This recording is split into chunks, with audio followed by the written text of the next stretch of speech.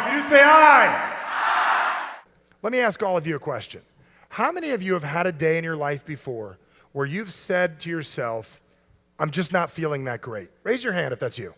And I want you to look around the room. Let's have an observation right now. Raise your hand if you've been depressed before. Raise your hand. Raise your hand if you've had a bad day before. Raise your hand if maybe you've been anxious before, like I signed up for the company on Monday. Where's my check on Tuesday? Okay? Raise your hand and look around the room. How successful would you be doing an opportunity meeting that day or sharing your product when you're feeling that way?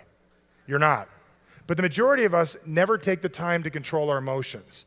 I've realized there's two main things that stop human beings from getting where they want to be.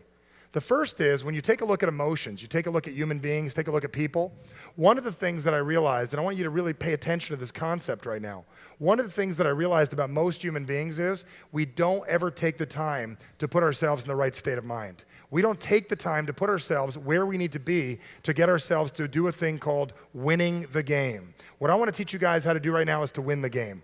And here's how you're going to get yourself to win the game. Think about the last time you were having a bad day. Think about it. Think about the last time you didn't feel motivated. Think about the last time you got a little anxious. I bet you were saying something like this to yourself, and you guys can finish my sentence. Why is this happening to me? Let's do it again. Why is this happening to me? Even with the translators, it's me. I get it. It's the same thing.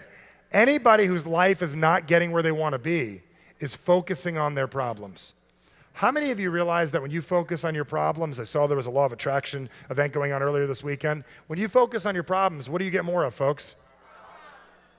Now, I realize some of you in this room don't focus on your problems. You're very good. You're probably a coach or something. You focus on everybody else's. See, I realize the most selfish people on earth are the ones that give everything to everyone else and nothing to themselves.